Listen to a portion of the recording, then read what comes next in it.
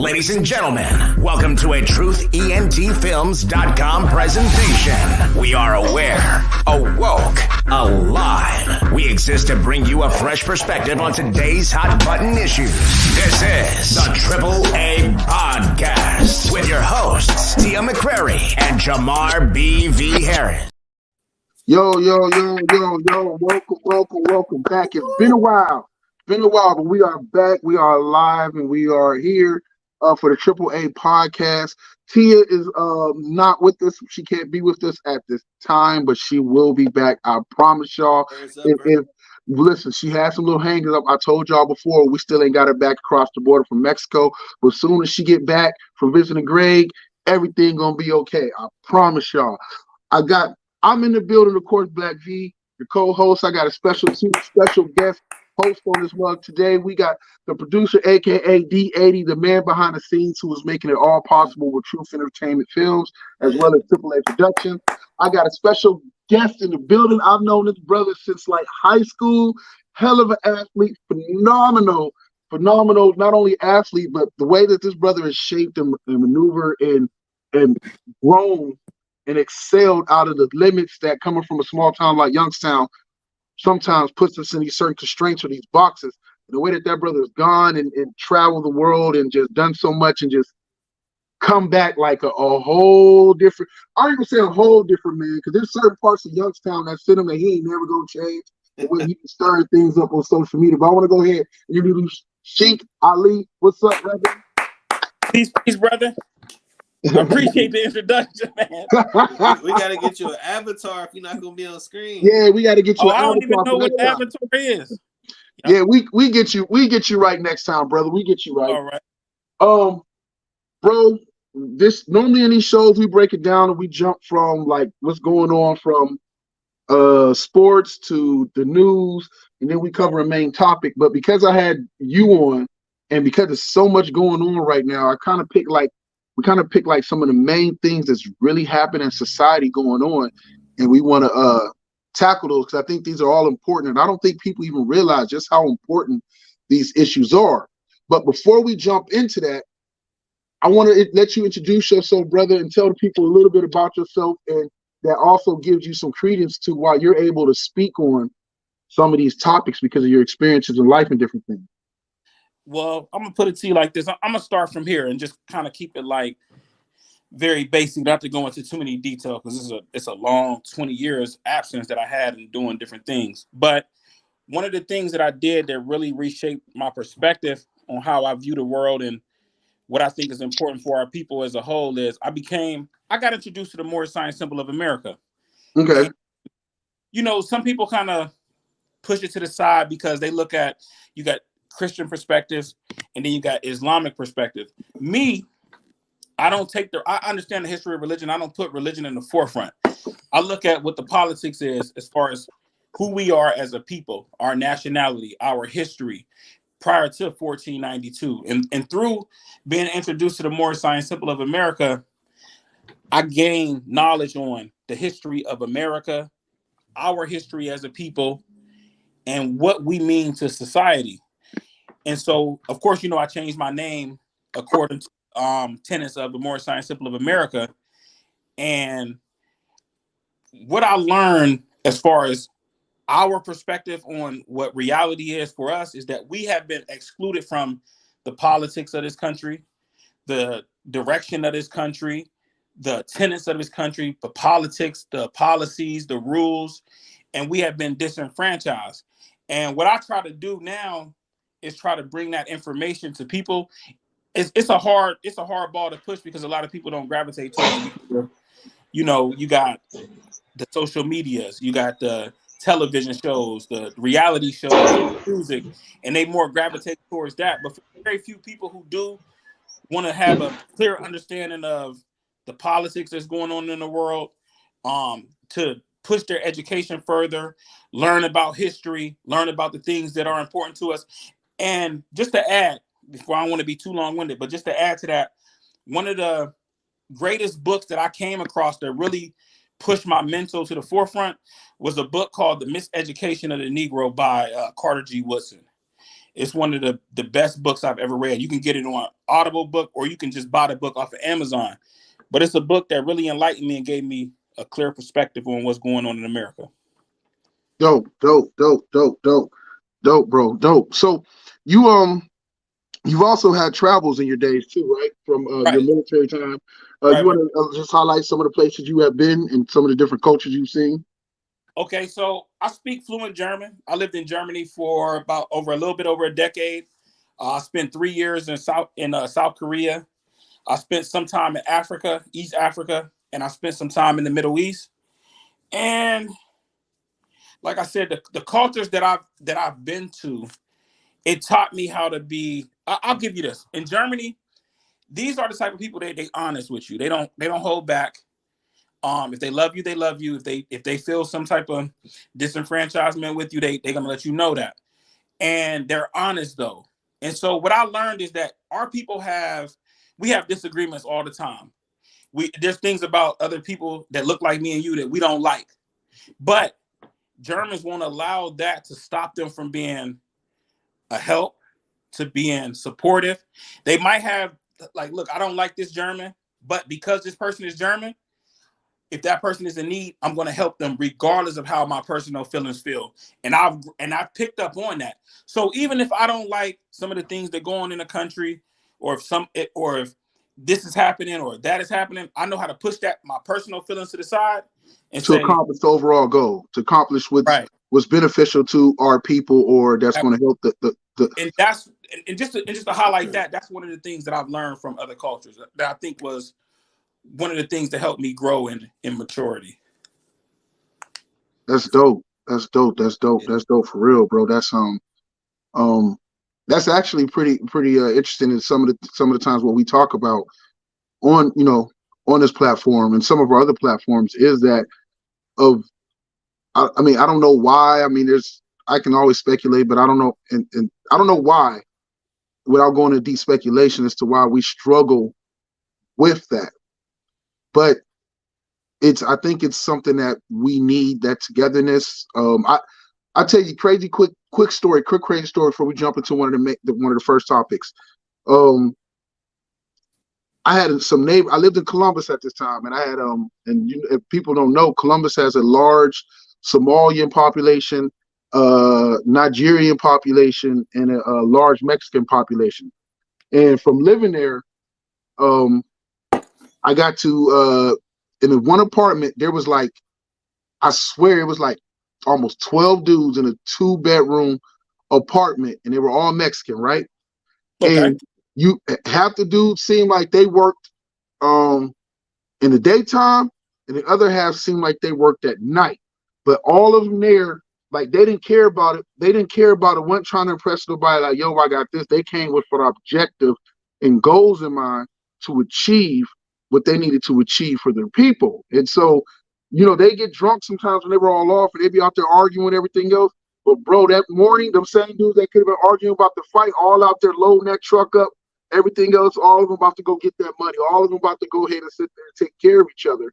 And I just watched and was like, man, like, where is that with our people? We kind of miss that. We kind of miss that thing. And me and you talked about it before, and I haven't got the discussion with my brother, is that I think our people have a survivor's mentality, not a thriver's mentality.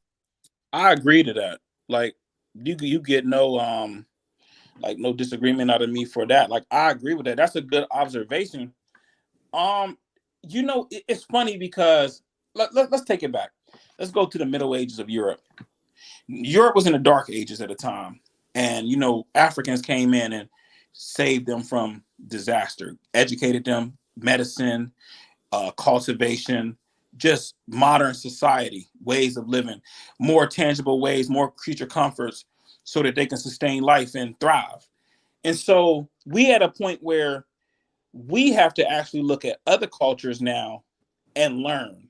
Whereas we were the teachers and the guiders of civilization. So the tables kind of turn. We fell to a state where we are considerably in a dark age right now.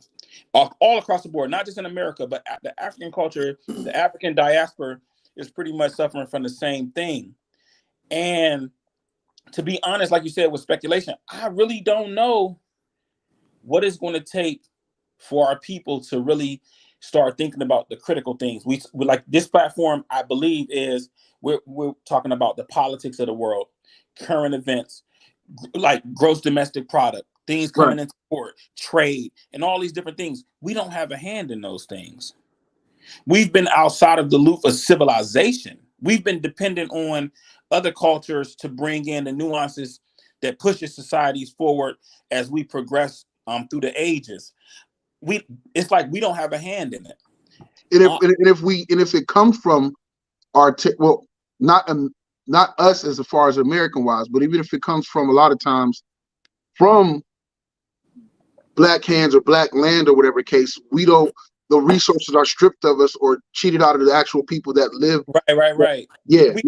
Like you said, like we've been cheated out of the resources. You got China going over into Africa. You got all the European nations from Portugal, Spain, France, Germany, Italy, the Netherlands, England. They all go over and they've kind of colonized Africa and took the natural resources and they can how it's disseminated. And so even on our own land, we don't have dominion or control over the production of it. And like I said, like we could speculate, we can talk about ideas and things that we should put into play or what we hope the future to look like for this to come. But to be honest with you, I really don't have a concrete answer. All I can say is that each individual person, it's time for us to really educate ourselves and understand what's important in life. All of the little minor things that we gripe and complain about amongst each other, fight about, as you see, all of this displaced aggression and anger and killing and all of these different things is not important. While we do a lot of this, the different things that we do in our communities, you have people who are scientists. They're studying every aspect of life. You have people who are looking at government, civics, putting together institutions to push their people forward while we are putting our people at a detriment. So I think that individuals like ourselves should continue to push education, proper education, not the curriculum that's in the schools, and try to put this information and instill this in the will into the heart of the youth and some adults who are willing to listen. Yeah, that matters. That matters a lot. Let me go ahead and introduce my boy Cordell. I see him over there. His brother at work and on a podcast. What's up, brother? Hey, what's going on? Not much, man. Over here trying to have the right conversations to make the right moves or create at least open the minds to think of the right moves and things we should do or should think. I don't know if you got to hear exactly all the brother Shikali was saying and whatnot, bro. But I mean, what is your perspective? I got the tail end.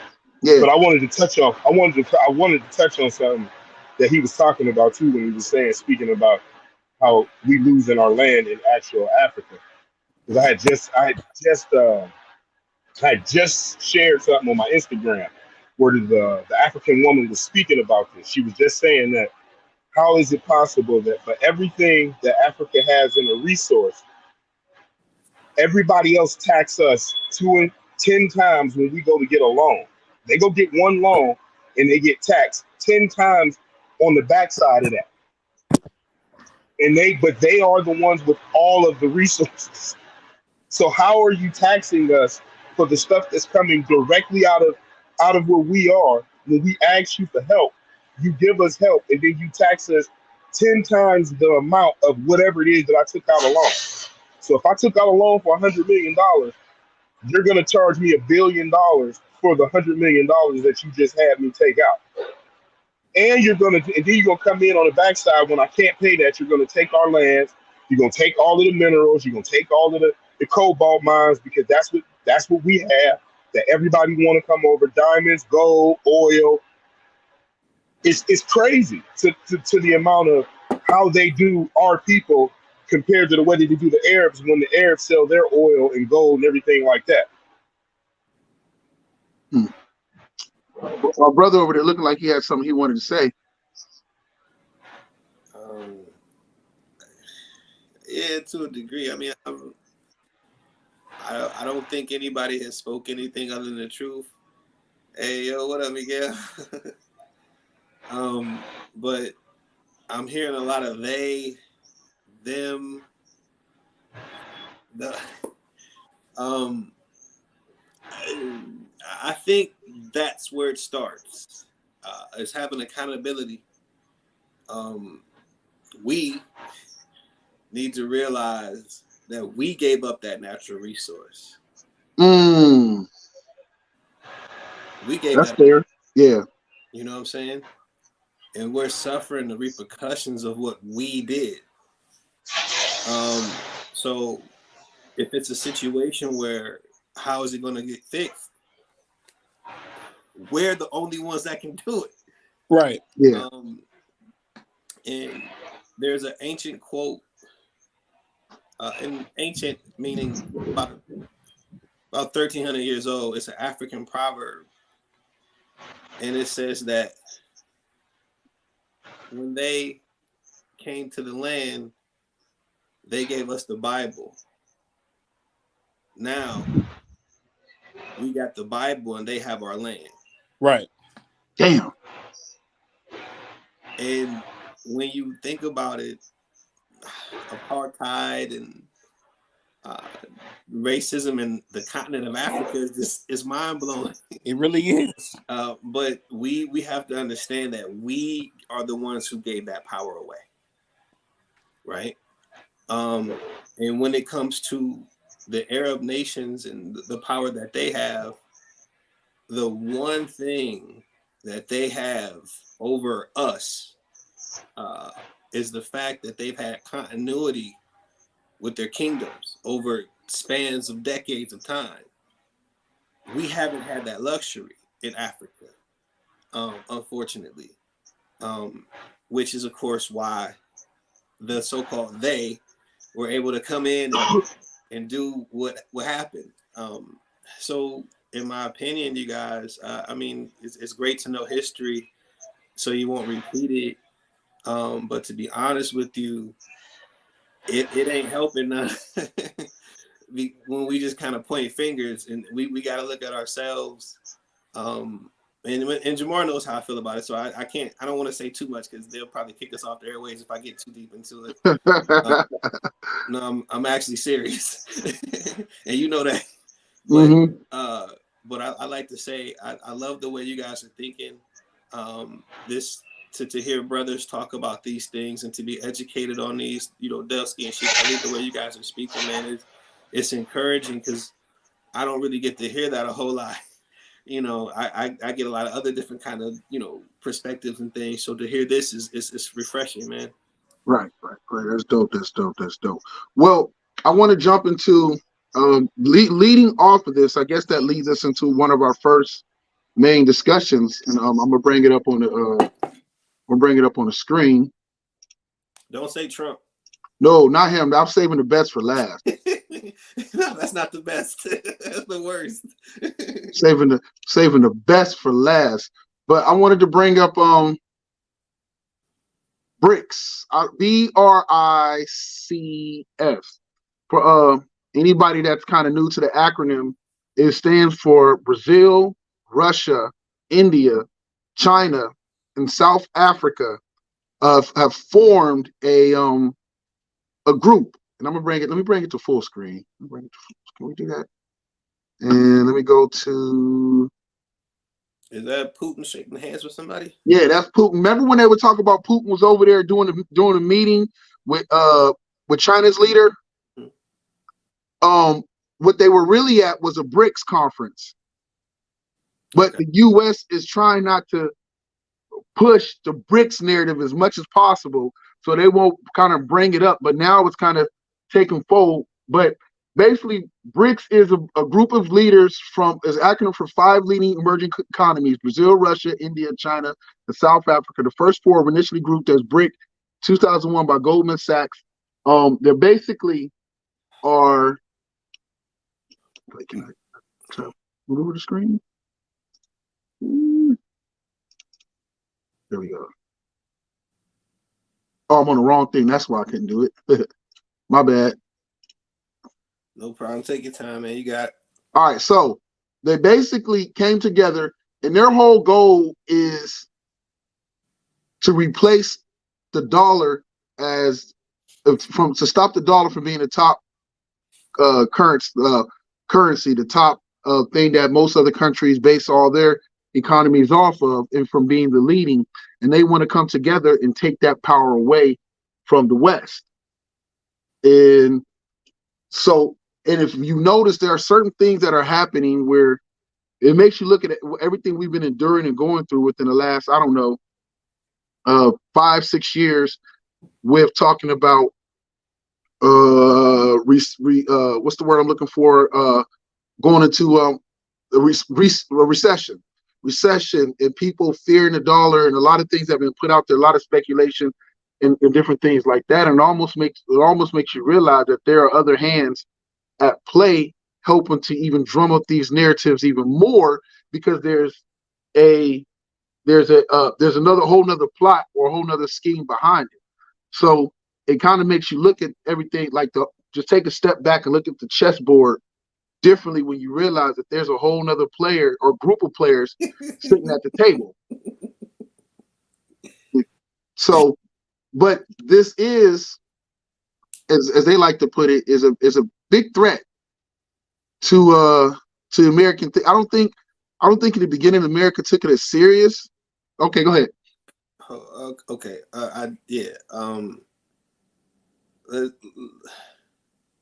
First off, I just hope everybody understand. I'm not pushing the good guy, bad guy narrative. But the U.S. is not the good guy in this situation. Right. Oh, agree. Yeah.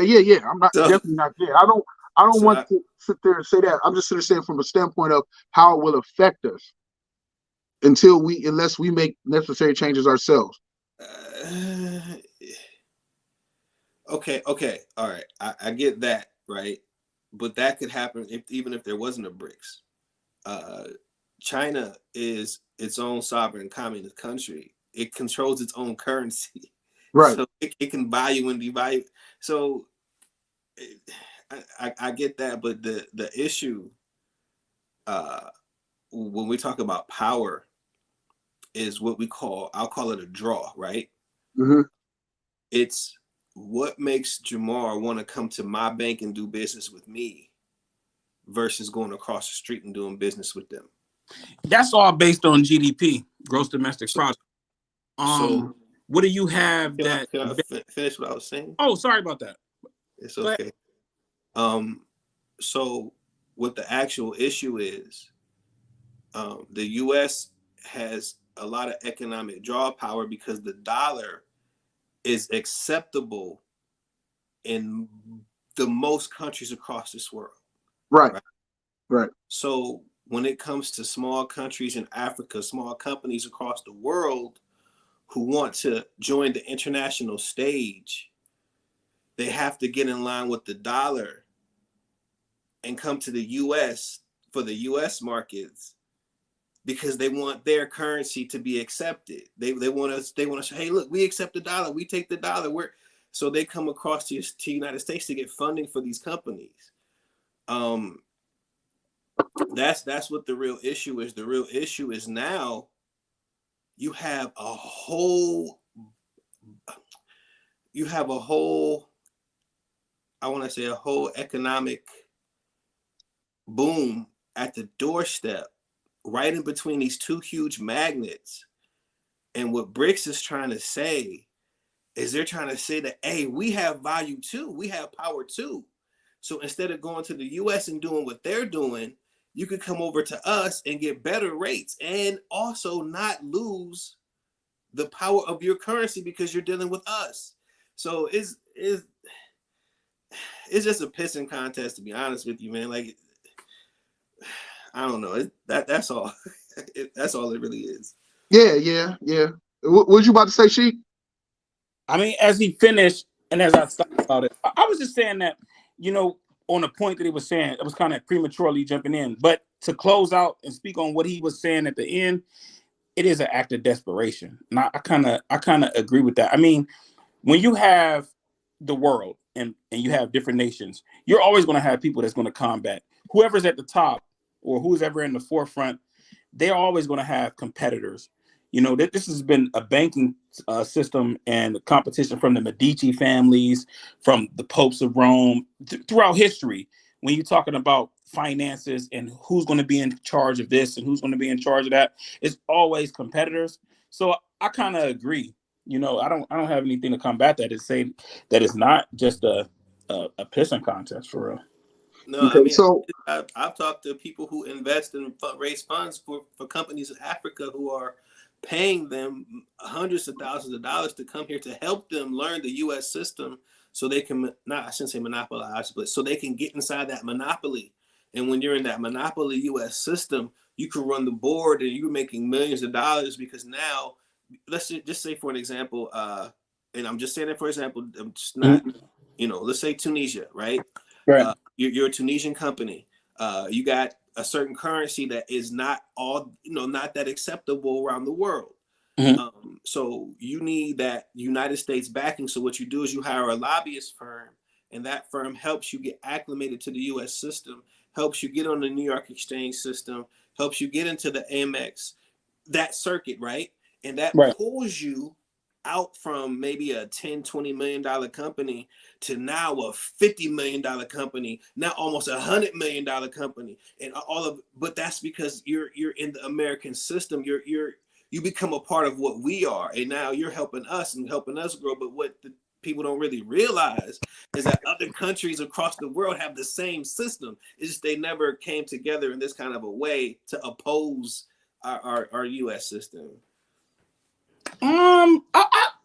I agree and disagree because I think financial systems are secondary when we talk about world politics. I think the money is secondary. The primary thing that you have to have in this world is a defense. If you got a strong defense, meaning the military force, you can make things change. You can direct things and you can control things. Your capitalist society or your communist society or however you create your economic society is predicated upon the military strength that you have. Now, to be completely honest with you, the countries that you named, Brazil, China, Russia, South Africa, they have nothing in comparison to the European Union and America. They don't stand a chance. And America is going to always control North Africa in the production of oil. It's going to have to be a war of attrition for it to change guards. well, I was saying that when you brought that up.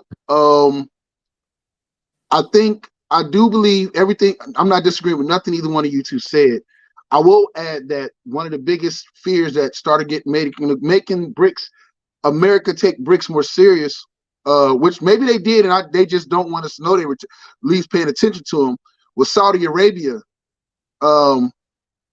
is looking to join this coalition.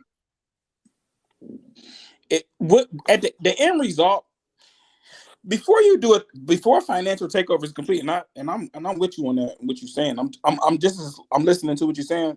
War, this would be a war. It's just going to create war of some sort. So I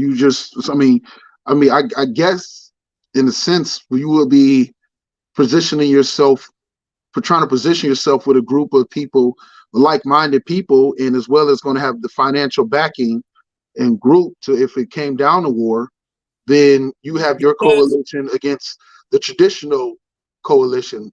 It would seem like you're trying to set it up. The change of guard of financial strongholds, it creates opposition where you have to go to war. Power won't succeed to anything unless it's because it's just a level of submission in that. So America's not going to submit. The European Union is not going to submit. They're not going to do it unless they are benefiting. Because when you control the economics, if oil is being bought with U.S. dollars, that puts the U.S. dollar in the forefront. Like you said, all the currencies and the currency exchange or the forex markets and different things like that, they're going to go off the U.S. dollar. The U.S. economy is going to dictate the rest of the world and how they move in the economics, gross domestic products, exports and imports, tariffs and different things like that. So if they submit to this BRICS organization or alliance, that would mean they succeed power and they have dominion over the earth. Because it's all about having dominion of the earth. That's what everything boils down to, absolute power. Hold on, wait, time out. So Mr. Sheikh Ali, you were talking about, you said, most powerful countries have the most powerful militaries, right? So right. Does it sound like you're vacillating between the two, right? So which one is it? Is it the war power? Is it the financial power? Well, what I'm saying is that if a country submits to somebody else's economic structure, they submitted their military powers. That means that they feel as though they cannot win the battle, because they're going to fight to the death before they give up anything. You're going to have to beat. Answer the question. I answered it. Which one is more important? Which one is more important? Economic power or military power? Oh, military power for sure. Okay. But what I'm saying is that if you submit, that means that you already relinquish your military power. So again, just listen to what you say, because I don't really think you there. Okay. Yeah, it's really no contradiction in it. I'm saying that if military power is the most powerful force you can have on this planet, because without military power, there is no price. Everything on earth is free. Apples grow for free. Cows are born for free. Chickens born for free. Eggs are free. Everything's free. The prices come based on another person came to this particular land and said, I own this. And my protection is I have a military backing me to say so. If I submit to somebody else's ideals, that means that I don't want combat. My military is futile, means nothing. You now are the one that possess the land, and I have to succumb to your ideals. That's life. But a lot of people don't know that, because like we can go deep, but the religions have distracted people from the natural part of life. But if you look at nature, if you look at lions and wolves and all the animals, they kill and then they take the resources. Humans are no different.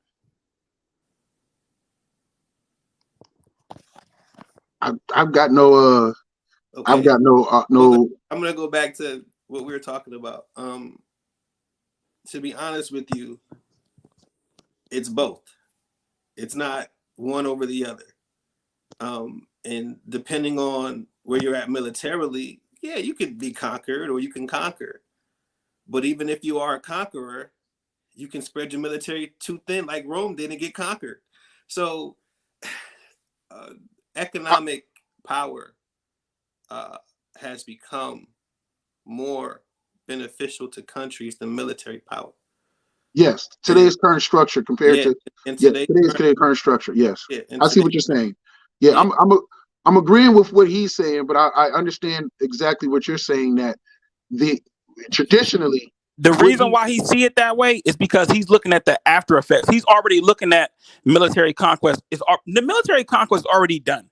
Like let's just say America and its allies, they have dominion over the world. They got bases all over the place. They pretty much control and dictate what the rest of the world is going to do. So they've already won.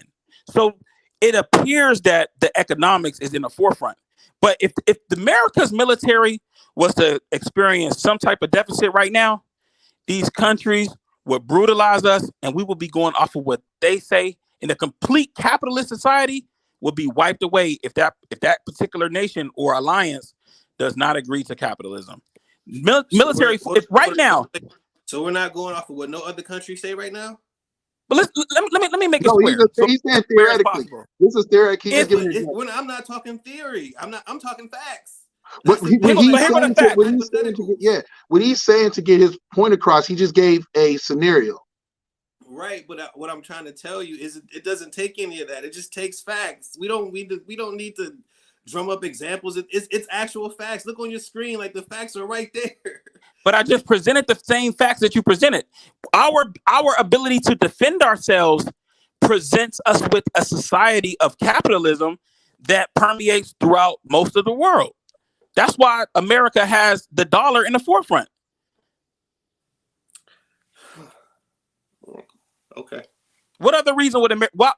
I know you do have supportive reasons, but the primary reason, prior to, let's say, the World War I and II, The America wasn't in the forefront. America was actually in debt.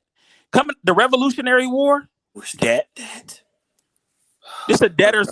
America's a debtor country. Didn't have a whole lot of power until it We're won still in war. debt. we owe China. Right. But who gonna make us pay if you got a military that is destructive? Again, if that in your situation, if it came down to it, America would have to pay because Chinese firms and Chinese governmental facilities own a lot of our corporations and a lot of our land in this country and a lot of our debt that you say we don't have. So if they were to No, I never said that America doesn't have debt. No, you basically did. No, he didn't. No, he just sat there and said, "Who's going? If we went to war, who's going to fuck? If it came down to it, and we was like, fuck you and your debt, we not paying Right. that. We going to war. So if we go you to war, debt is based on an honorable you system. Don't have a debt if you're not. Oh my God. Debt's based on an honorable system, though. You can have a debt, but that don't mean you have to pay it. Again, the majority of our debt that we owe is to China. Okay. They own a huge amount of corporations in this country. So again, forget war. They could bankrupt us financially and we wouldn't even have a system if they called on those notes.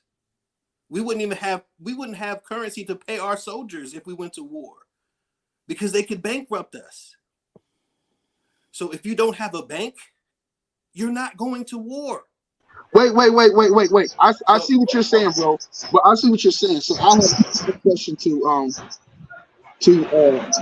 that way. Let me. Oh, there you go.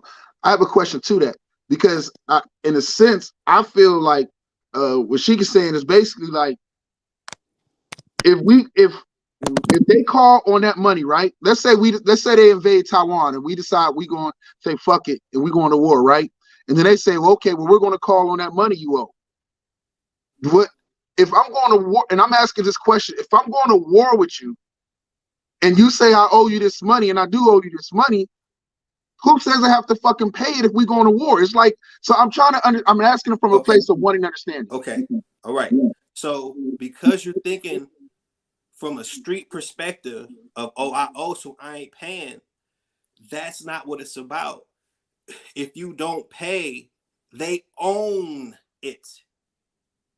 Own it.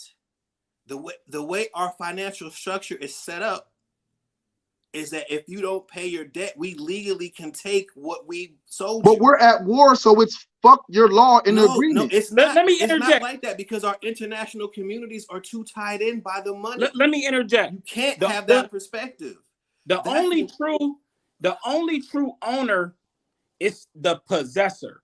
So you like ownership is not by name based. Like you can have your name on the paper and say you own something, but if you don't control the database or the actual system itself, have it in hand and can shut it down with the push of a button, then you don't actually own it. So if you're saying that they control the buttons to push the system and controls it from that perspective, then they already are in control. So there's somebody who could push a button to own the car that you're driving. I mean, no. That is no. So you're putting me. I don't have any power. I'm not the power. I'm trying to tell you, but you ain't hearing anything I'm saying. Like you. No, I'm listening to you. I hear you. Because you're not understanding. But you're not understanding how the financial system works. And this isn't the 1940s. This isn't a situation where we have our own standing economy and can just print money just to pay people. We can't do that anymore. But they are just printing money. Jerome Powell is printing money. They printed billions of dollars. They are just printing money. Okay. How does China? Why do we owe debt to China, Sheikh Ali? I don't know. Okay. We do not have gold or enough gold in our Federal Reserves to cover the money that we're printing. So we're selling the rights to our land to get hundreds of billions of dollars from China to help keep that, what you say, the printing money going. It's Okay. coming from somewhere. I mean, it's great to just say, "Oh, they print money, they print money, they print," but it's not just print. It's never just that simple. You can never just dumb it down to But it having. really is though, because gold is also de facto. Gold has no real gold is only considered as money because it's a resource that is not plentiful. And because it's limited by resource, the value of it continues to escalate. That's not the point.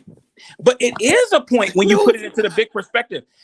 I tried to tell you why the U.S. has a debt to China. All this stuff is simple to me. Right? I tried to explain that to you. No, listen, even when I told you that I don't know, I have a clear understanding. You would have to know me. We would have to sit down and have a personal conversation about this subject matter, about economics, the structure of the world, politics, and different things like that. And then you'll get a better understanding of where I'm coming from. I've already simplified this thing down years ago. Because if us as a people, we are disenfranchised. We don't have control of pretty much anything. If we have a scientist born from a womb today, and that boy or girl creates the most powerful weapon in the world that can destroy any nation on this earth, to include the nuclear bombs, who make the rules then? Who says do this or do that? Whoever has the strongest power, which is by force. This is why police officers enforce the law with weapons on their hip. Otherwise, who the hell gonna listen? We're gonna listen based on our morality. Wait. You've been around the world, right? Right. Okay. So have you ever been to, any countries or continents where you've seen a cop that didn't have a weapon? I've been to England, but they use a stick, but they can beat motherfuckers' ass. I'll just answer the question. Right. I answered it. Yeah, they don't use guns in England for the most part. Hold on, wait. And there are also societies where the crime rate is less than 1%. This is true. So it depends on your culture, and what your culture is determines the violence in which the police have to enforce that. So in this country, yeah, you're right, but that's not a blanket statement for everybody. But do you gain wisdom from the most extremes? Because you gave me the most extreme left, and I gave you the most extreme right. You gain wisdom from both. On this most extreme, we see that laws are being, those people where the crime rates are low, those countries, because they have created a moral code of conduct within the infrastructure and a degree of integrity that people say, I have a code of morality that I'm going to follow, and I'm not going to. But in America, we don't have that. In America, it's about, look, if I can push you over, that's what I will do. And how do we prevent that? By force. And that's the most extreme right of human behavior, because all of this stuff all boils down to nature and human behavior, our animal quality. We can be noble and wonderful, loving, kind, sweet, and beautiful people, but our economic system don't even reflect that. Capitalism reflects a system to where you take advantage of somebody else, disenfranchise them, and abuse them in order to gain revenue. We don't have a system of sustainability where it's like, we want to sustain life, everybody eats. Socialism doesn't even do that. Somebody's always disenfranchised because of the mentality of humanity. I don't want to I do agree with you, so I don't want you to think I'm disagreeing with you, hopefully, but I didn't want to, No, it's all good. I'm with you. Yeah, I didn't want you to think I was disagreeing, but I was agreeing. I was just saying from the other perspective, like, everything's not all, cop killing everybody. I just was trying to show you, like, hey, it's different things going on. It's not just the one thing. So I wasn't saying I disagree with you. Okay. We live in a dichotomy. It's left, right, in between. We live in the third dimension. You able to jump in or? Oh yeah, well, only thing I really wanted to say is to touch on that was this. Like, I feel what you're saying. I get what you're saying about the international community, but if you really look at America, USA, and the people that are actually in charge, do you know how ignorant we are as a country? Like, to be able to go around the world, set up in everybody else's backyard, pretty much spy on them, and do stuff covertly to try to cause them chaos, to be able to create a need for us to be there so we can exploit said need, so that we can try to slide in there and be as slimy as humanly possible. You preaching? So now, Hey, that's all It's a fact. conqueror's. It's a Hey, that's conqueror's all mentality, facts. but it's a conqueror's so mentality in world though. Like I mean, that's right. it. How else do you stay So dominant? How else do you have? How else does the dollar? Again, it's weird because y'all both been saying the same thing. It's just looking at it from right. it's It's just looking micro. at it.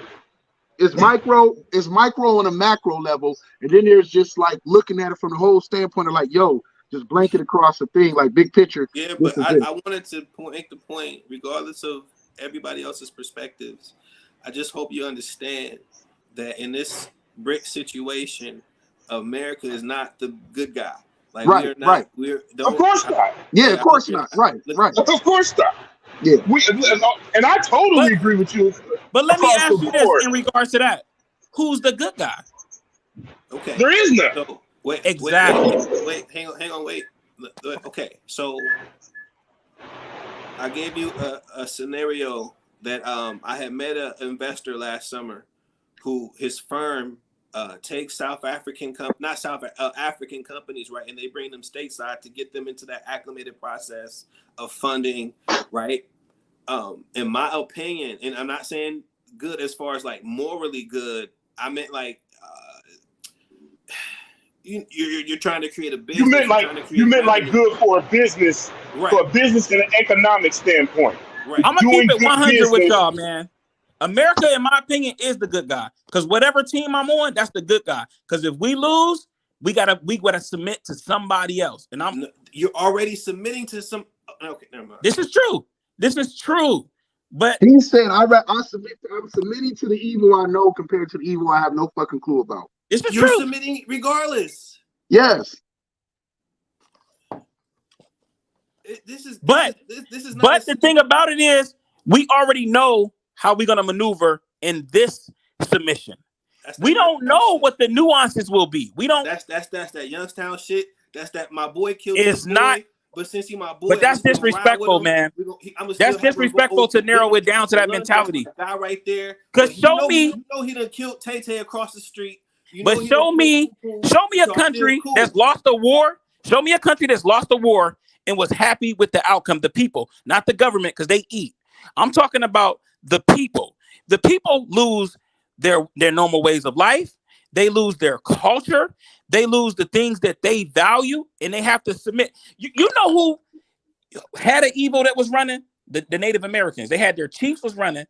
America came in, took these people, pushed them to reservations. Now they were under submission under the chief, but now they're under submission of the United States, and they don't have anything that they used to have. These people are disenfranchised. Okay, Mr. Sheikh Ali, since we want to go to the But you a condescending dude, and I'm not. Wait. Since we want to go to the like you beginnings of the United States of America, and I could put tags on you too. I don't like disrespectful shit like that. Wait. Let's back up. Let's talk about this, right? Okay, so across this continent, right, you have these Native American tribes, right? But if we actually want to break it down, weren't they warring too? Right. Weren't they killing each other too? Right. Weren't they pillaging and doing the kind of the same things that the United States did to them? I won't say that, but they were warring and pillaging each other. I will agree to that. So what you're saying is that this is always going to happen, right? The more powerful will always prey on the less powerful. It seems to be that way. So absolutely. It's just how it is, and I get that wholeheartedly.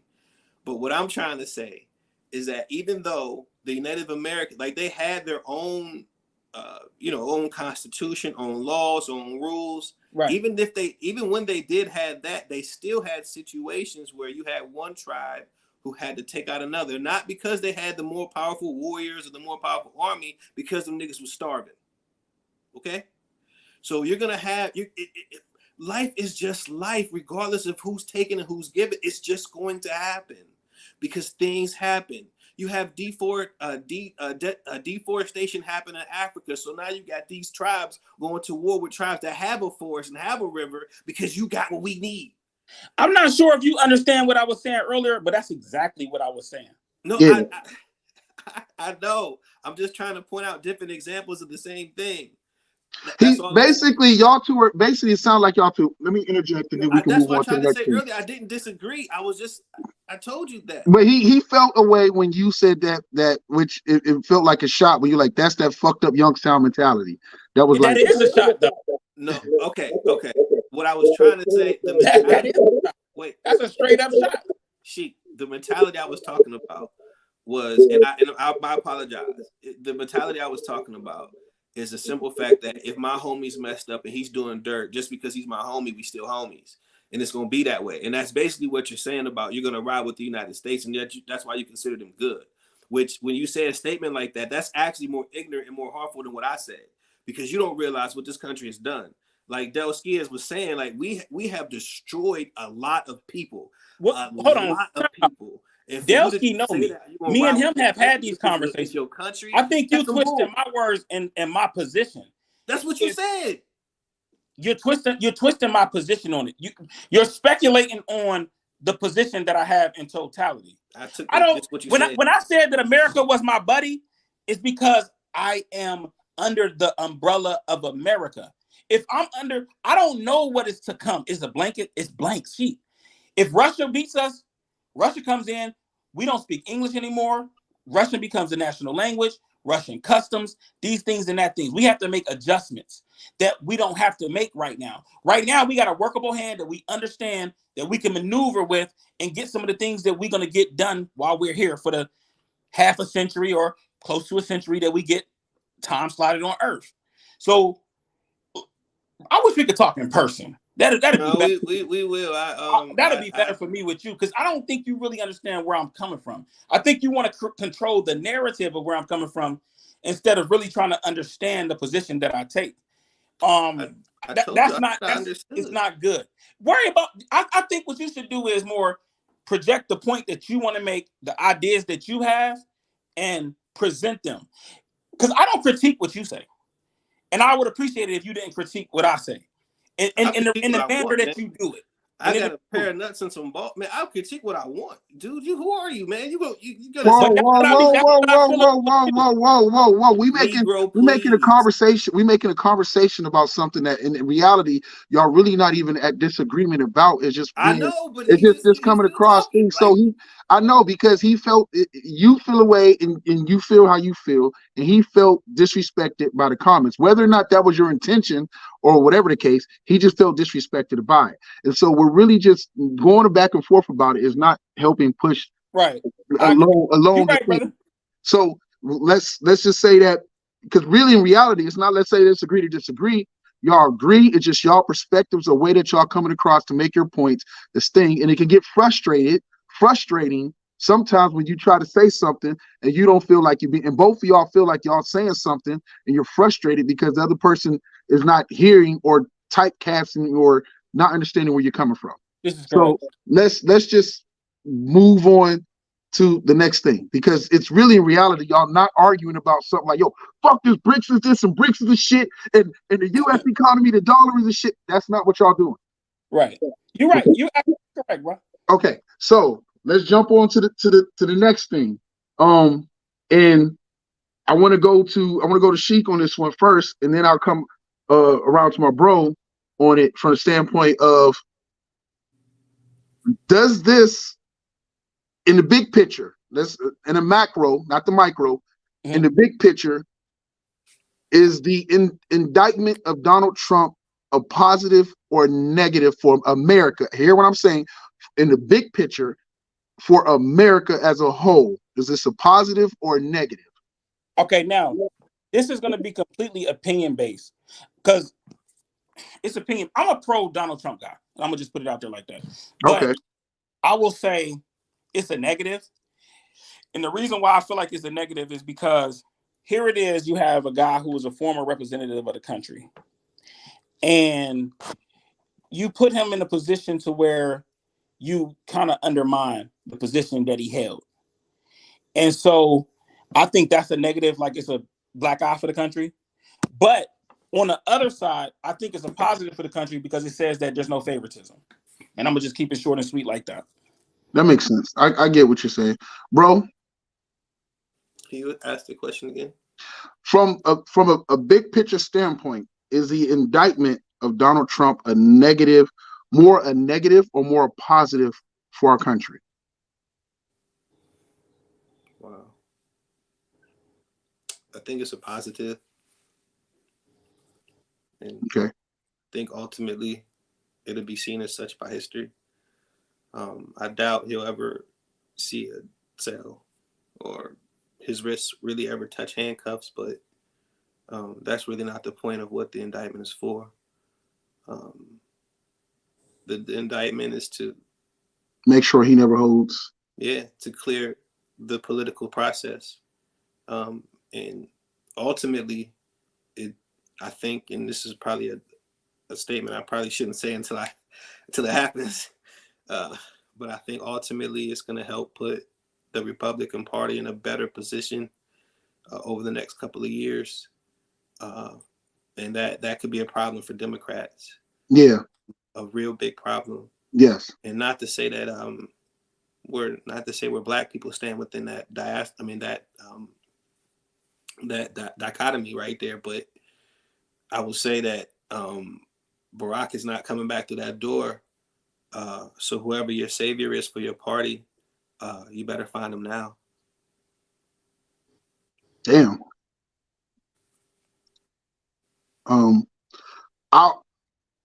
I will say I see what Sheik is saying from a standpoint of, yes, it will be in the short term a black eye.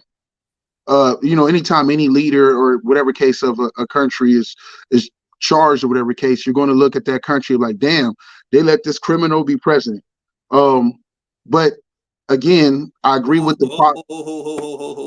Wait. You realize Nelson Mandela was in jail, right? Yeah, I know that, but they rallied behind him and feeling that he was unjustified, whatever case. Okay, but what I'm sitting there saying for Donald Trump is Mandela was already incarcerated, and people fought in whatever case and wanted him to be free.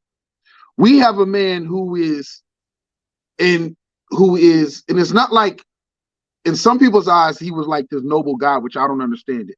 But what I'm sitting there saying is that anytime a former leader, after they've served or during the time they served, they get charges or something like that, is looked upon different compared to, like, okay, he served his time as this or whatever case, and he came out and he whatever. So it's just two whole different ways to look at it. And again, Nelson Mandela and Donald Trump are two different people. Although I was just saying he went.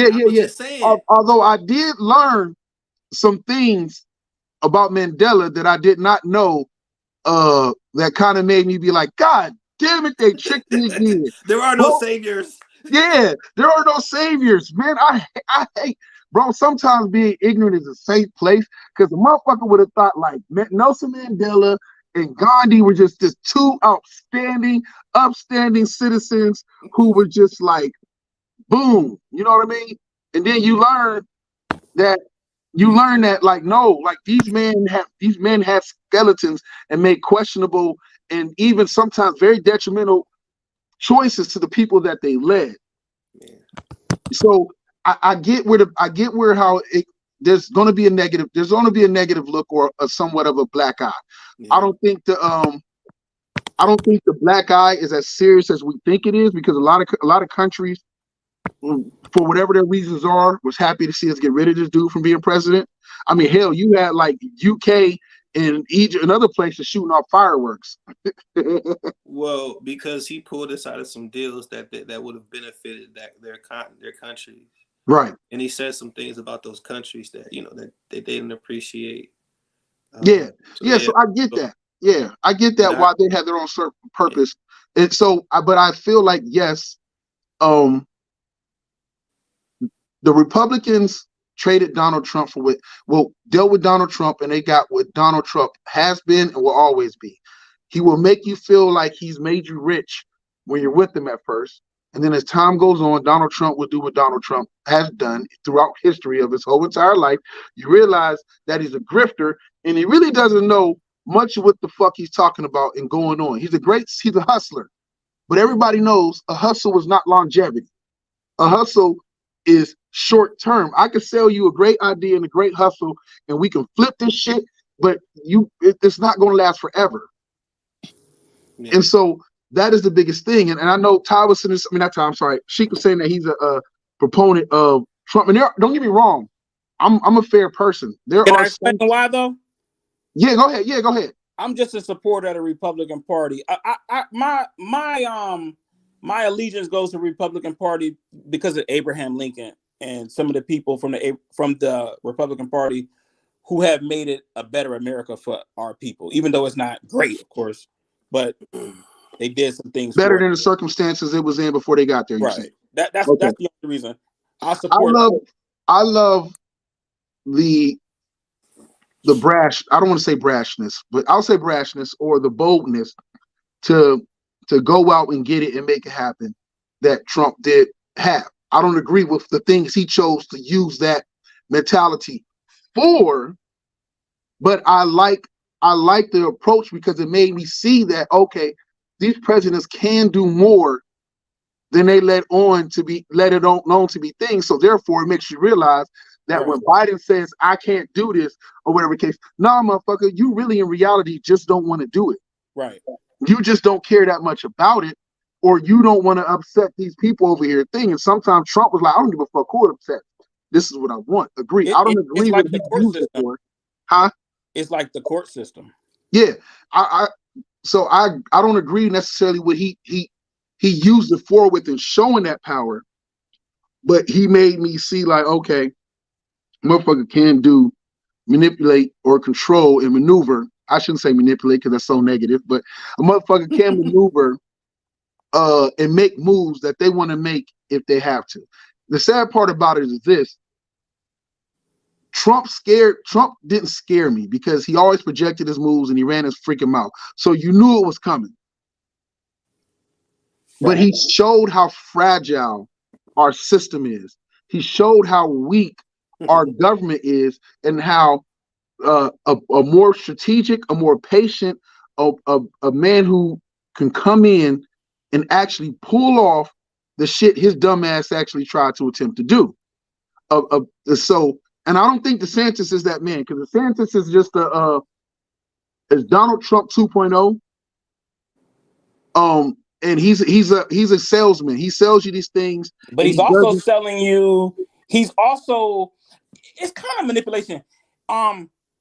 Donald Trump has a agenda. He has people who support him, but he's appealing to the people that support Donald Trump. So he's not going to lose the Trump voters. So he got them because he supports the same ideals that Trump supports. So people are like, we can roll with this guy. It's another hustle. But when Donald Trump, to those hardcore fans, because they're not a fan of what Donald Trump did for the country, they're a fan of Donald Trump. Yeah. Because if you ask these people, like, what did he do? They don't even know what policies to even sit there to argue against when people say name a policy. That's 99% of Americans, man. Right. But they're just in love with the idea of Donald Trump. So they're so loyal to him, it doesn't matter. He can get found guilty. To them, it doesn't damn matter. And we could put all the facts out, everything, and it won't matter to those sycophants, those true supporters. Right? Because there's a level of bias in America just through and through. Yeah. You have a small percentage of people can be, fair. Like, okay, I can see that point. Even though I'm not a Republican, but I can see that as a plus. I can see that as a minus and be fair about it. But we don't live in a country where you look at the other side for real like that. No, because it goes back to what we talked about before, and it carries over. Everything we talked about is all tied back into the mentality of not even just America, but the world today. Is that people? It's almost fucked up to say, but it's that, again, that it used to be just us, our people, for everything we had to endure with that survivor over thriver mentality. Right. But now, the right, to a degree, and Donald Trump has made those who have held power and felt the convenience of, they don't even know they held power, just the comfort and not having to worry. Those who have had that comfort now feel that they are victimized. He has victimized white society as a whole. He's made them feel that we took something from them. When we don't have the power to take anything from them.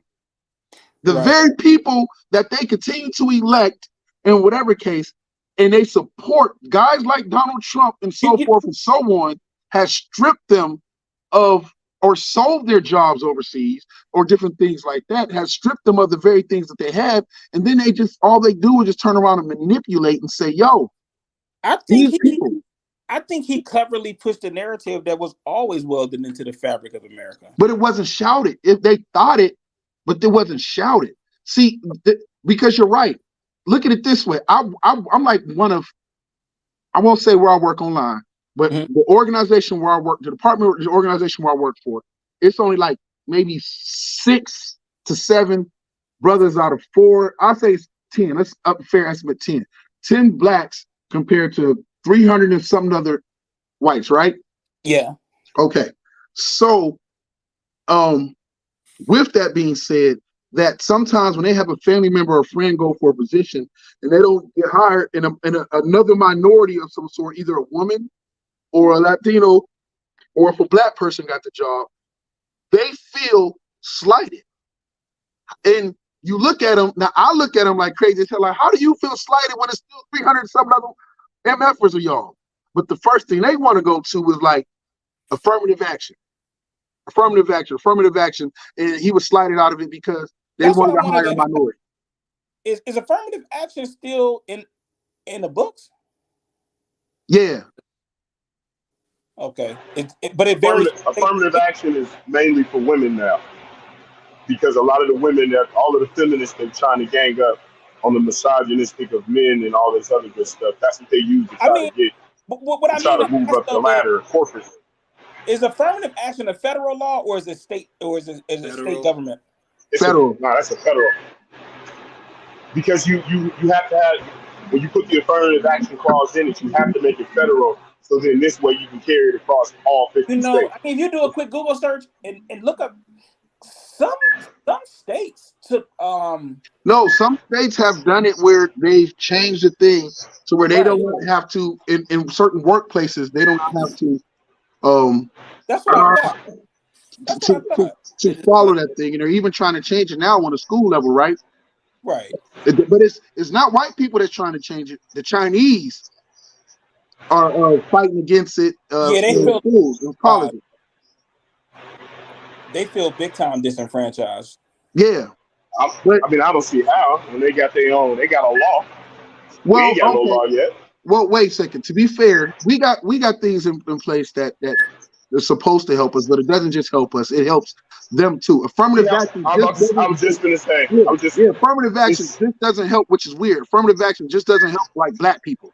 It helps all the brown. It helps everybody that is not from here who would be passed down and felt alienated.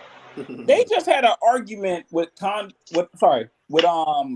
Owens and a few other PhDs the other day that I was watching, and they were speaking on affirmative action. They were talking about the schools, enrollment into colleges, and how, if you black, even if you don't get the test score that is required for the university, because you hold a particular minority position, you can be matriculate into that university or whatever. But they were also implementing, saying that the same rules don't apply to different categories of people, like Asians, Pacific Islanders, and things of that nature, that they didn't have certain protections or certain rights that we have. So I think it's probably a subject matter I got to look further into to really get the details on it, because I never really got deep into it. Like I do study civics, and civics is a big part of what we do, but I haven't really gotten to that, because we, like the producer was saying earlier, he was like, enough about they, which I agree with, enough about they, more about being self-reliant, self-sufficient, and not really depending on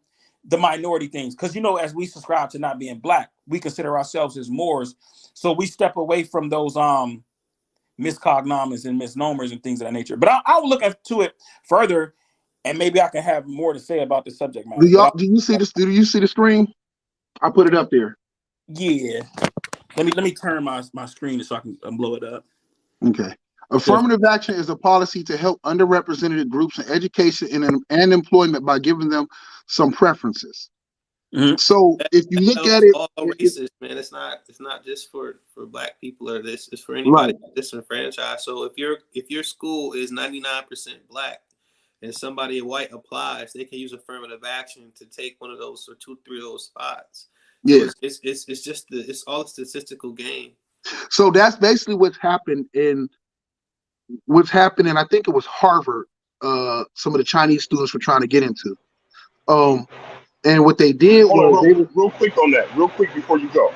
Just let me run this in real fast. You know what? You know, white boys and them, they be doing that at the HBCUs, right? I just wanted to throw that out there. Mm-hmm. Yeah, I know. I went to Yeah, I just HBCU. wanted to. If you go to the HBCUs, you do see a sprinkling of white people in there, Yeah. especially men and women. So it's like I do see what you're saying. Like it's not just for, it's not just it's just that everybody has a diverse palette, so that everybody can try to go to school with Yeah. some of everybody, so to speak. And real quick to touch on the Chinese cult they're trying to get into Harvard. And do you know how hard it is to get into Harvard? You got to know somebody that knows somebody that know another person that's on the board that served on the board 20 years ago that was president, that was friends with the dean, whose cousin went to school with another cat that became president. So I don't even know. Mm-hmm. Like this, it really doesn't matter about your test scores to try to get into Harvard. It's about who you know. Yeah. well, let me say this, and I pulled it up, and I even could play a clip if y'all wanted to. It says the DOJ sides with Asian American students in a lawsuit in their families against Harvard. It's like a quick 2-minute clip. But I will say that it's saying that discrimination against Asian American applicants holding them to a higher standard than students of other races. So basically, what schools like Harvard have done, if just like most of people, the man in America learned, is that a lot of things that they first fought against until they became educated enough to learn to utilize it to their benefit. So, for example, just the way they treated this, affirmative action the same way until they learned to utilize it to their advantage. They treated the same thing with welfare. They cried and bitched about welfare and whatnot. And they said, wait a second. So you mean to tell me I can go buy this house in the hood and get it for $15,000 and then charge $800 a month for it, and then the government's gonna pay $750 of it, and then the other person living there only gotta pay me $50, and I can continue to do this and keep it to the bare minimum standards? They got hip to the game. And once they got hip to the game, if y'all remember us growing up, politicians ran on wanting to stop welfare and talk about stopping welfare and everything else. Right. Now, you ain't heard Donald Trump say nothing about it. You ain't heard whoever's running, none of these people, not even Marjorie Taylor Greene and any of these other folks talk about it. You want to know why? Because they learn how to benefit from it. They learn how to benefit from it. Them same people who fuss about it, people don't realize farmers in America are on welfare. And it's not even a separate welfare program. They're in the same welfare program as inner city folks. The funding they get all comes from the same place. The Farm Bill. The Farm Bill. So going back to the Harvard kids, all it was is that Harvard realized, like, yo, we still want to keep the status quo. All they did was use it to manipulate to their benefit to say, well, we can't let you in because we have so-and-so amount of black students we need to let in. We can't let you in because now we have so many other type of different Asian kids that come in and with different things like that. So it helps keep them it still. Right there. Yeah. That because we have an Asian quota, right? Mm-hmm. We're looking at Chinese. Now we're looking at Japanese. Mm-hmm. Now we're looking at Indonesian. You know what I'm saying? So we hit that ceiling. So now we got to raise your academic standards because we got to weed some of y'all out. Yes. That's crazy. So it's all just, they all fight it at first until they learn how to use the system to their benefit. And then it's no different than us black people. Americans do it.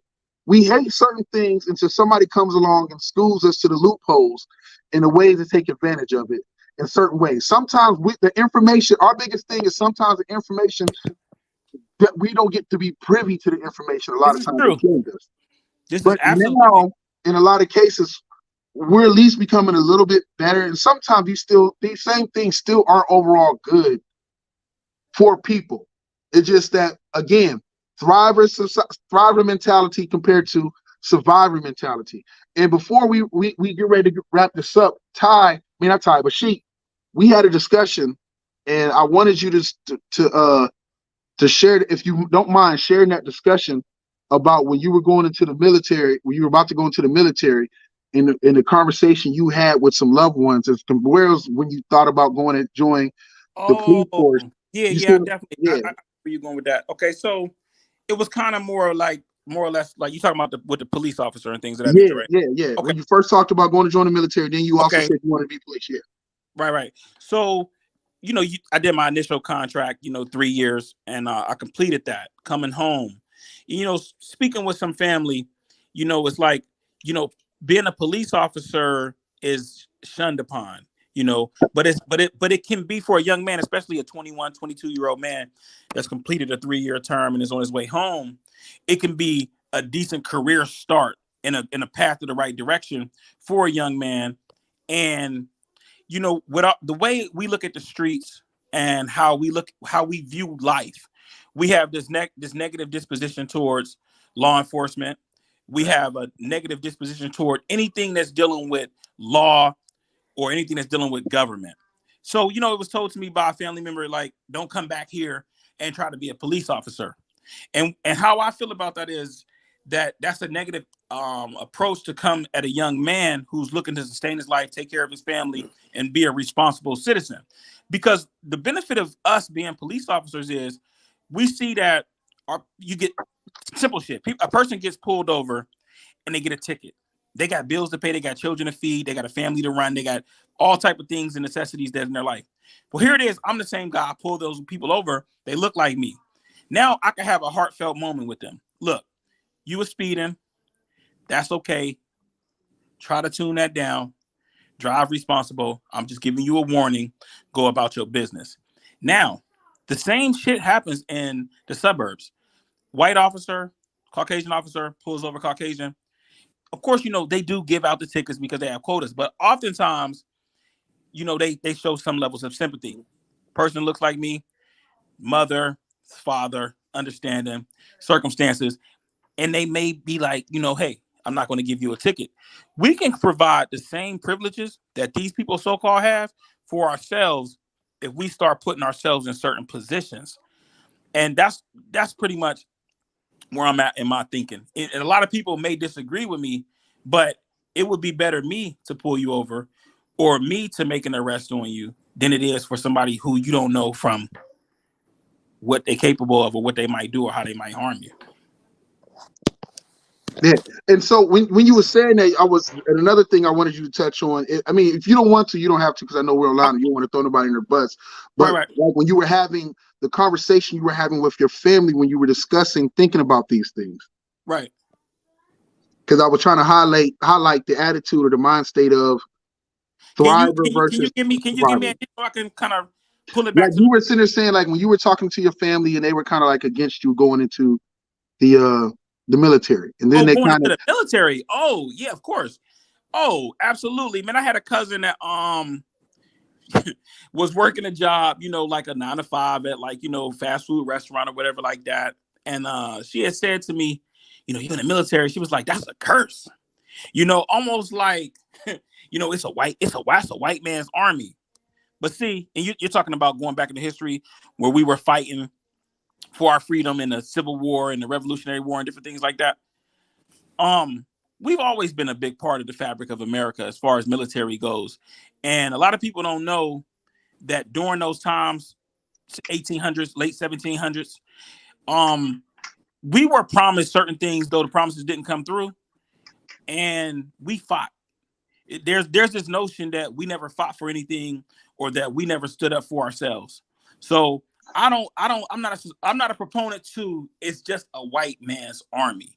At the end of the day, like we discussed earlier, we are in submission. or subjugation. They both are one and the same.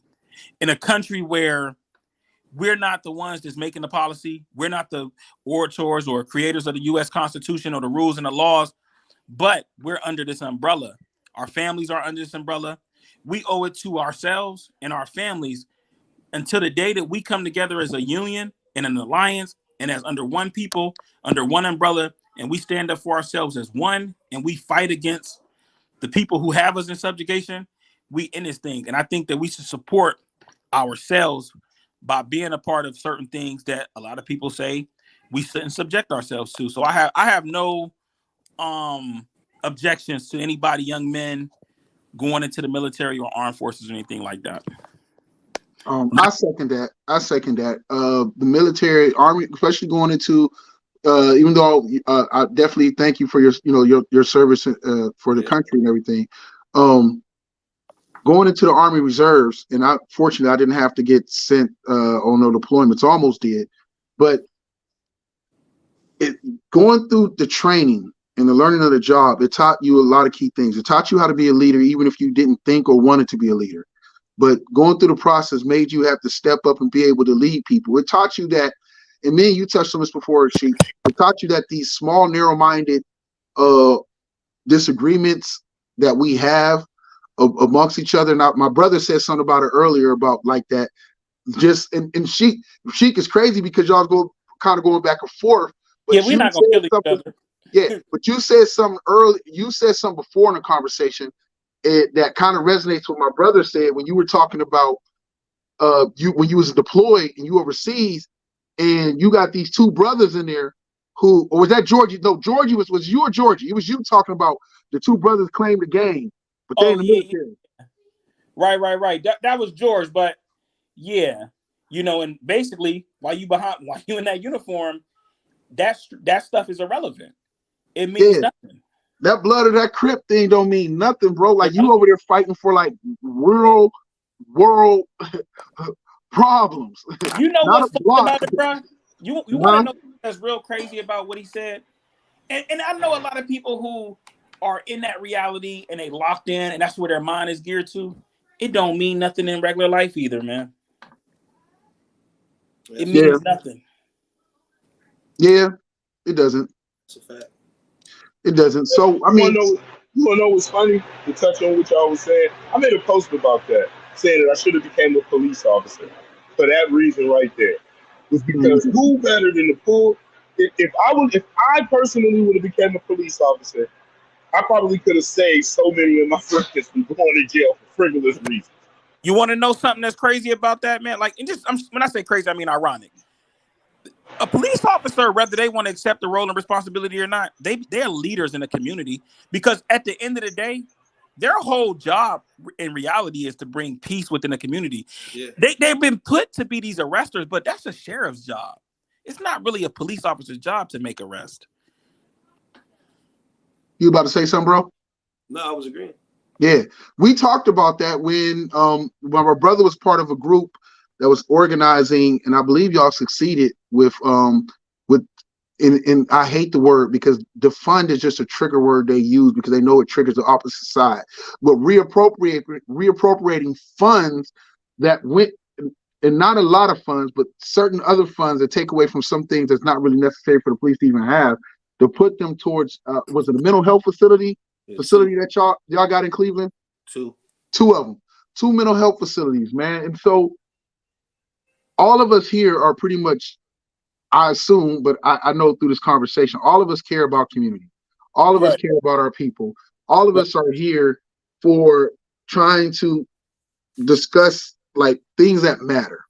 Yeah, we're not on. Go ahead. I'm sorry, bro. I didn't want to cut you off. I just wanted to say, just before you finished, I wanted to speak. Go ahead. Oh, about that, the mental health center thing. Right before COVID really, kind of hit, and you're in these meetings, and anybody who's been around law enforcement, who's been in the military, you know what I'm talking about. I'm in there, suit and tie on, with clergy, and you're across the street from across the street. You're across the table from 4 officers, the commissioner of police and whoever he selected, lieutenants and all those guys, right? And what are they wearing? Bulletproof vests, walkie-talkies, guns, all kind of stuff. So, and it's intimidating to walk into a room with 6 or 7 officers that can end your life at the blink of an eye if they felt like it.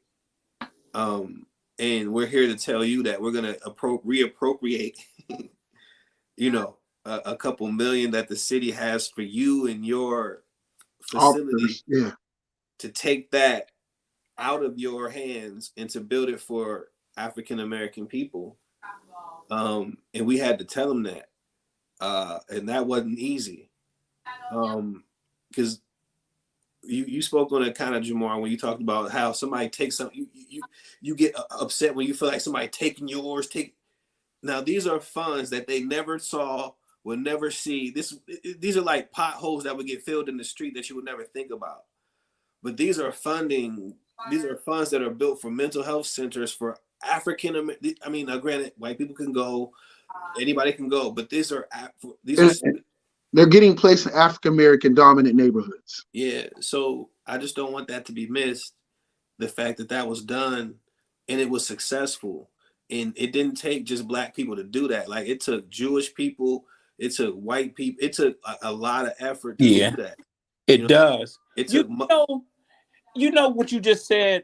Like, it made me think about something. You said that you were going to take money from that would have went to them that go into the Black community. That's why I believe that the police should also be residents within the community that they patrol. State police. I agree with that. I mean, it's hard, but I agree with that. I definitely do. Oh man, I said that on somebody's post, and I got crucified for that because I said the reason because if you think about it this way, and I broke it down like this too. If you know Johnny, Timmy, and Larry, that's in the neighborhood, you know that Larry got an older brother that used to be out here in the streets. Now you get to go down the street and talk to Larry for a hot second. And be like, look, man, can you not do this? You know what I'm saying? Around the neighborhood, I live here. I'm gonna be here. My cruiser is gonna be out here. You know what I mean? That immediately deters people from doing fuck shit on the street because you got a police cruiser or 3 that's in the same neighborhood around the corner. And that means and the main part is that they know you. They can go to your mom and them house. They didn't came to barbecues. Know what? So now it's our duty and responsibility as men within a society to keep all the ruckus down too, though. Just as regular men.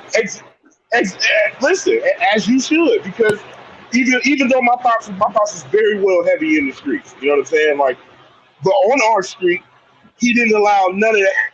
Like, it was like, no, we're not doing that on it. My kids live here. We're not doing that here.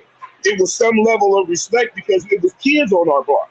Yeah. So y'all not finna be, and we, you know what I mean? Granted, you know what I'm saying? We never had no real issues. You know, Cat still was doing what they were doing, but you did it after a certain amount of time where kids are supposed to be in the house. You know what I mean?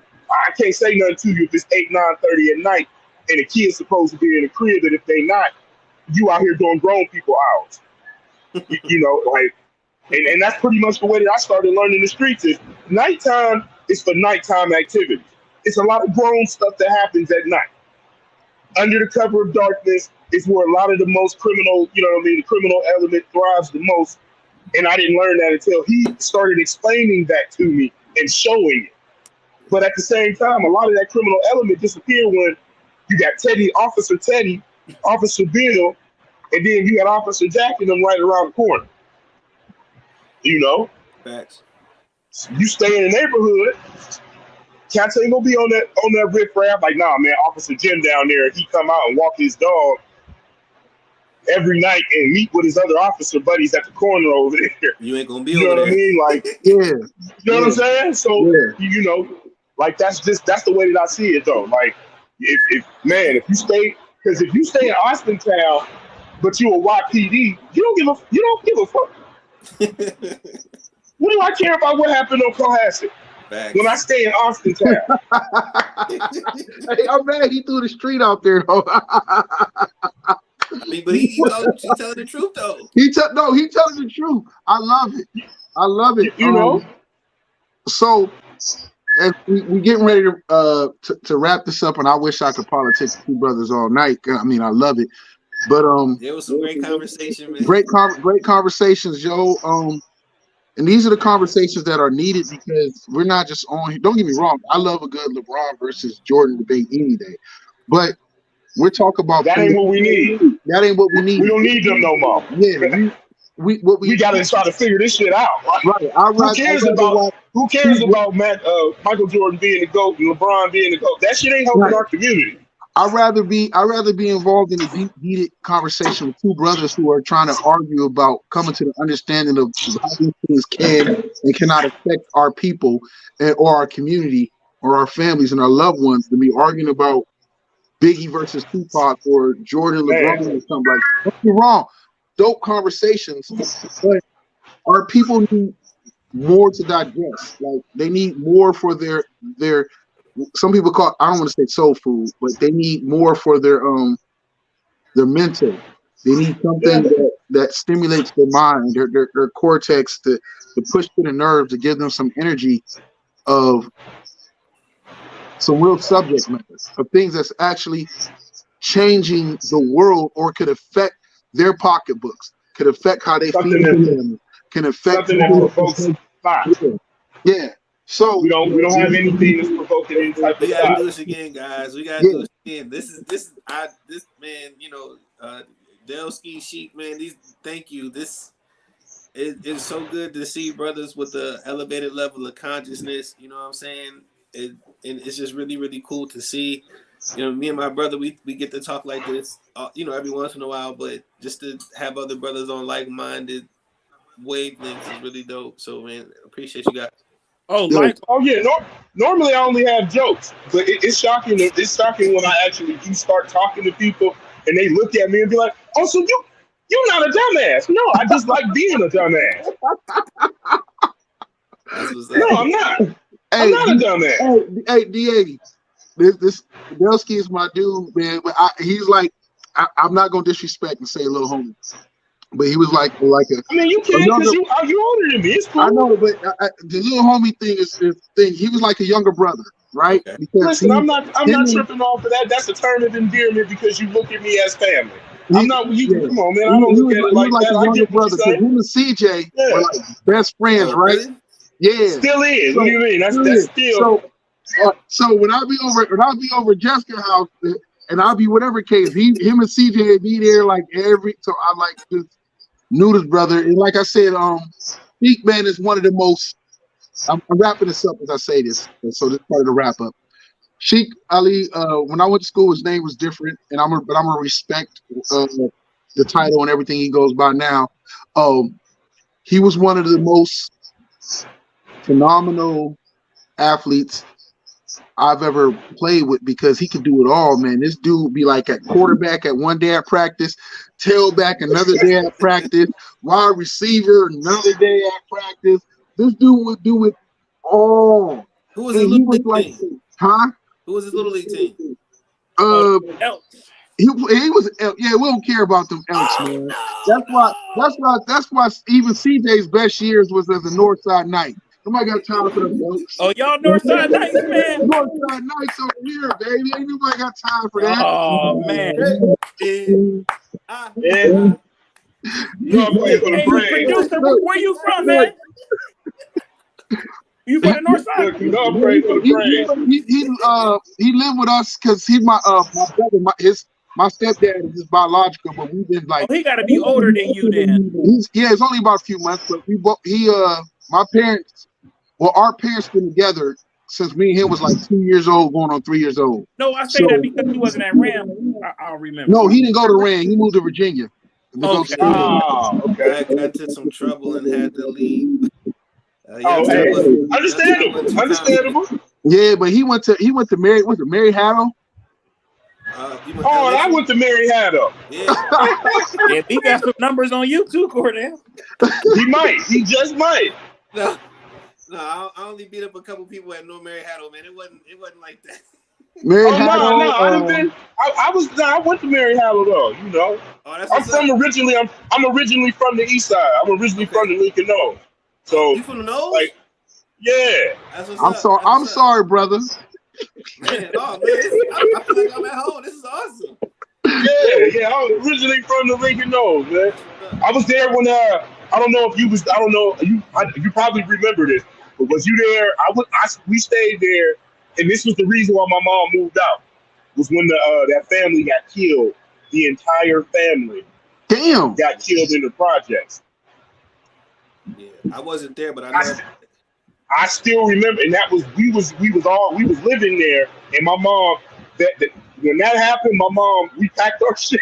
My mom packed our shit up and we went to go stay with my grandmother. She said, nope. You talking about that the was ESAs? it? Yeah. That shit was crazy, bro. Like I don't never want to witness no shit like that ever. Like as a kid to see, like I know about the ESAs. It was a sad, bro. That shit was sad, bro. You know what they call that? Trauma. Yeah, for real. Yeah. Yes, trauma. Where you moved to, brother? 757. Where'd you move to? 757. No, 703. That was Northern Virginia. But then Richmond. No, Northern Virginia. Oh, Manassas. DC Manassas, yeah. Okay, Alexandria area. Yeah, and then I went to Norfolk State after high school. Okay. Oh, Norfolk State. Oh yeah.